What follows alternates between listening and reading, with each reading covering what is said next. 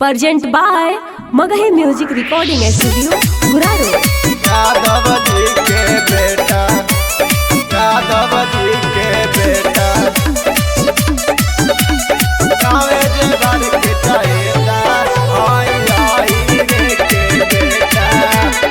Mix by Ajit Yaduvanshi.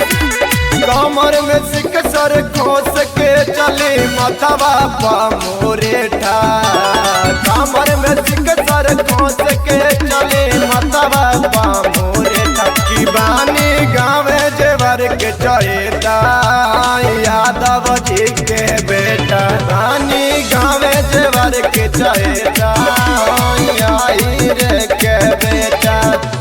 कमर में सिक सर खोस के चले माथवा पा मोरेठा, कमर में सिक सर खोस के चले माथवा पा मोरेठा। की बानी गावे जेवर के चहेता, यादव जी के बेटा, बानी गावे जेवर के चहेता, आई रे के बेटा। यादव जी के बेटा,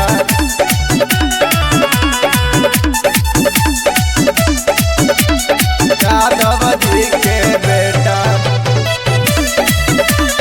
मिक्स बाय अजीत यदुवंशी। आई हम रंग दराय गोरी के नैया बोली, बारल बासमिया नाई सुन ले लांगे पगोली चली, लांगे पगोली चली।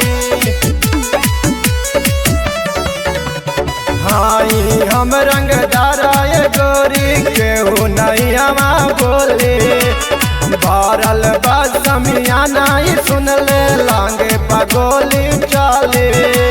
गोली न के हुए हमारे हम ही तो के लेता, गोली न के हुए हमारे हम ही तो के लेता। की बानी गाँव जेवर के चहेता, यादव जी के बेटा, हनी गाँव जेवर के चहेता, यादव जी के बेटा। बानी गाँव जेवर के चहेता, आई रे के बेटा।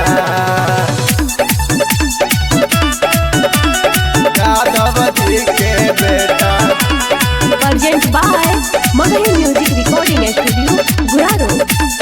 यादव जी के बेटा।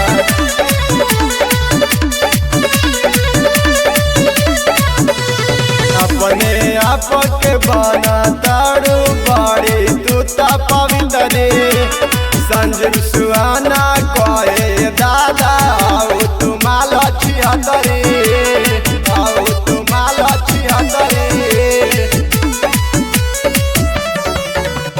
अपने आप के बना तारू बड़ी तूता पवितरी, संजीव सुहाना कहे दादा बारू तुमाल छिहतरी।